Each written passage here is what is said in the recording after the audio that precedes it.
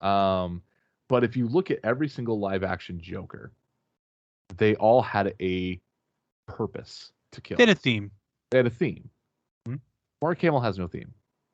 Mark Hamill literally is just, I kill for fun. And this is a game to me. Don't kill Batman. Like the Harley Quinn TV show portrayed it perfectly with whenever like Joker found out who Batman was. I don't know if you've seen it. I haven't watched it yet. My girl has. I just haven't watched it. So it's kind of a spoiler, but it's been like a meme thrown everywhere. I'll say it now if you don't. I think I know what it is anyway.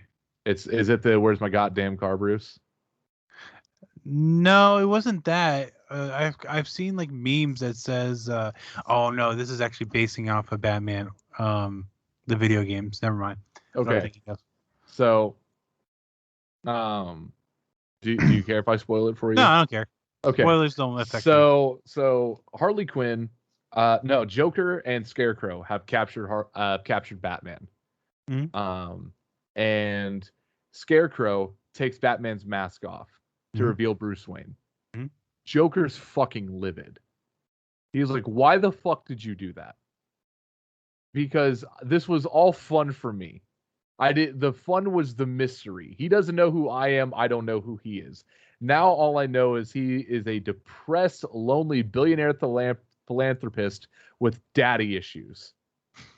Like, I was, and then he starts going on a rant where he's like, how could I ever? Now it all makes sense with all the fucking like with Bruce Wayne and all your gadgets. Wayne Tech said that I'd be getting an all electric car by 2019. It's 2021, Bruce. Where's my goddamn electric car? And and he goes on this rant where that's Joker, where he's like, this is all a game to him. That's all it is. Yeah. So, and that's what I get whenever I read or watch Mark Hamill. I can appreciate that. It's just interesting because I didn't like Jared Leto's portrayal, but I give that. Fuck that. I think that's more of the director's problem than anything else. I don't think it's only the director's problem with that. I think when it comes to Jared Leto's Joker, I think that they didn't know what Joker was. They had an idea. I like the idea of Russian mob boss Joker. That's all tatted up and his teeth are all fucked up because Batman has just fucking obliterated his mouth. Mm-hmm. I like that. What I don't like is his actions, the way his cadence. Mm-hmm. I don't like how he talks. I like his motions. I like his motions of if he's interrogating someone, he's going to straddle them and like rub their face. Because I feel like a Russian mob boss Joker would do that. I feel like a Russian mob boss Joker would be in a club, just not focused on anything, but Harley Quinn. Mm-hmm. I think, but the thing that kills it for me is his laugh. Yeah, the laugh was not good. I could do a better laugh than that, and I have a horrible Joker laugh. Right. Horrible. But that's not Joker. No. That's not Joker. And again, my first introduction to Joker prior to Mark Hamill was actually Jack Nicholson in the Batman 1989, because I saw that when I was like 5, I think. So yeah, and then the animated series took off. Yeah. That was just so I don't know, man. I don't like I can't say I don't like Batman 89 because I do like it. I think it's a poor representation of Batman.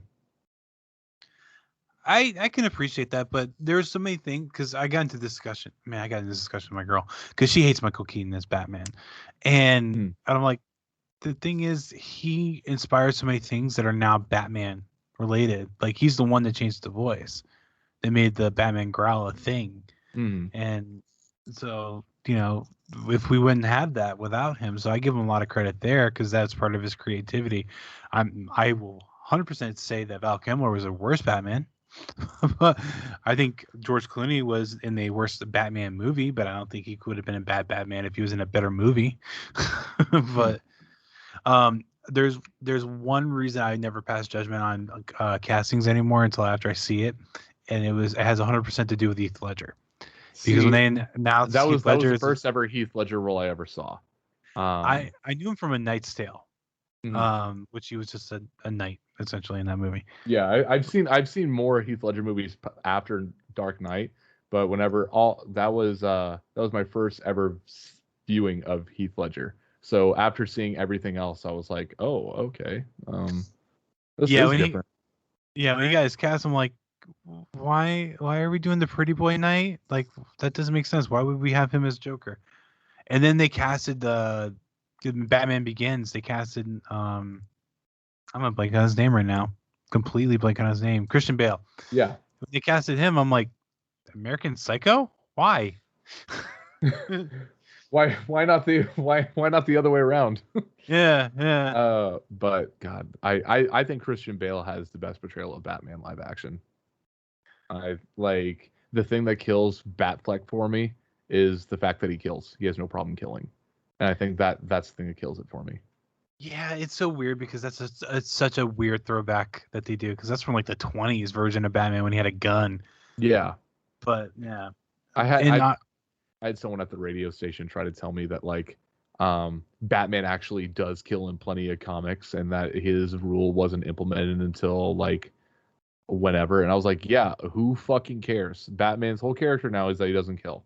So yeah, it was when Bill Finger came in. They're like, oh, we got to give him a backstory that makes sense why he does the things he does, and it's what's widely known and gives him a reason. So I'm completely behind it. I think it's odd that Ben Affleck's version is the one that kind of brought that back. I was excited when he got it casted. I as I said, I'm a huge Spider-Man fan. I'm talking like the guy that told me that is also the same guy that says that Uncle Ben should not be dead in the MCU and he should just be a deadbeat, and that's why he's not in the picture. And I'm like, fuck that. No. No, you are not going to have Uncle Ben be a deadbeat dad that's just not in the picture. Do not know. I don't know enough about Spider-Man to know if that's even close to the comics. No. Okay. Not at all. Uncle Ben dies being a good person. That is what it is. That is Spider-Man. Uncle Ben is in every interpretation that I know of. Uncle Ben dies being a hero. Yeah, when it comes to a hero. And when it comes to Spider-Man, my only introduction to that is like the Marvel cartoon from the 90s and then Sam Raimi's Spider-Man. Yeah. And Sam Raimi's Spider-Man is such a if you look at Sam Raimi's Spider-Man and you look at and you read Amazing Fantasy 15, it is not it's not super close, but it's close enough. Where if you took Ultimate Spider-Man 1 and Amazing Fantasy 15 and merged them together, you have Sam Raimi's Spider-Man without web shooters. Mm-hmm. It is in Amazing Fantasy 15, Uncle Ben gets shot because a burglar breaks into their house and he goes to protect the family. And Peter's not there. Peter is told by his I don't think he's told by his uncle. I think he just says it at the very end of the comic. But Peter does not go home. He is out wrestling as Spider-Man so he can make money for Uncle Ben and Aunt May because they have bills to pay. Right. And he's like, I'm going to help by being a wrestler. And he comes back and Uncle Ben is shot because a burglar broke into the house. And he was like, I should have been home. I shouldn't have been out showboating for money. Like that. And at the last panel is when you're someone like me, you have to realize that with great power comes great responsibility. And that's the end. The end is literally Peter walking down the street after Uncle Ben is shot. That's Amazing Fantasy 15. Huh. Yeah, I've never seen it, or I've never read it. I shouldn't say seen it. Never read it. And that's When you worked at the radio station, what did you do for the radio station? Were you on air? I was a news reporter. So I was on air as a news reporter. I did try to swindled my way into having my own radio show on Fridays. Mm-hmm. One of the stations that we had was it's called hot adult contemporary. So I describe it as top 40 hits for your mom, because there's no rap. If there's a song that has a rap break in it, they'll take it out. I think that's like the Dove here. Yeah, it's you'll hear a lot of Maroon 5, Ariana Grande, a lot of Maroon 5, but you won't hear Cardi B. You won't hear Megan Thee Stallion. You'll hear Doja Cat, but anyway, they play a lot of Maroon 5. They play a lot of Matchbox 20. Yeah, Celine Dion. Yeah. Okay. So that sounds more adult contemporary than hot adult contemporary. Yeah. So, but I was like, let me play some 80s music. Let me play some 80s music just for 1 hour out of the week, just to kind of switch it up. And I was able to, do that for about 3 years of my time there. Nice. And yeah, it was fun. It was fun, but I got really burnt out at the end. By the time I left the station, I didn't even want to fucking be there anymore, because I got off at 3:00. And I've been at the station since 6:00 in the morning. I don't want to stay there for another 2 hours while I do this radio program. So So what would you do for the morning show then? Because that's a straight morning drive. I was a news reporter. I would go to work. I would find the news of the day. Dumb motherfucker got arrested for drugs. Dumb motherfucker 2 got arrested for drugs. Dumb motherfucker got 3 arrested for drugs. This is going on this week at City Hall. Blah blah blah blah blah. I'd gather all that up. And it goes to music in between, or no. So I wouldn't be the DJ for that. That would be somebody else. So I would gather it all, and then at the top of the hour, at 7:00 and at 8:00, I would read the news. And then, okay, I know what you're talking about. They do it here, but they do it a little bit different. So they have like for here, I don't know how it worked there. So like you have the morning show that is in that stretch from 6 to 10, and they got 10 to 12, and then so on and so forth. This station's all talk. Yeah. But they have the 6 to 10 one, and then they'll have the person that might be part of the show that's in from 10 to 12. That's like maybe just there, and they'll randomly bring them on. But then, like, I'll use Monica as an example. That's because I'm who I'm referring to. But Monica will do the quick 5 like news stories in the middle of driving. Go say the weather, say what accidents are on the road, and then they go to commercial. The same idea. Yeah, it's sort of the same idea. Because there's less traffic here in the area. We'll just say, hey, there's an accident. Like, I won't even say it on the air unless it's like really, really bad. But we'll just be like, there's an accident on 260 on 231. Find an alternate route. Blah blah blah. But I would do there'd be music. So at the top of 7:00, I would do a 3-minute newscast. At the top of 8:00, I would do a 15-minute newscast, including weather and obituaries, because that's how, like I said, the entire county is 41,000 people. When people die, we read it on the air.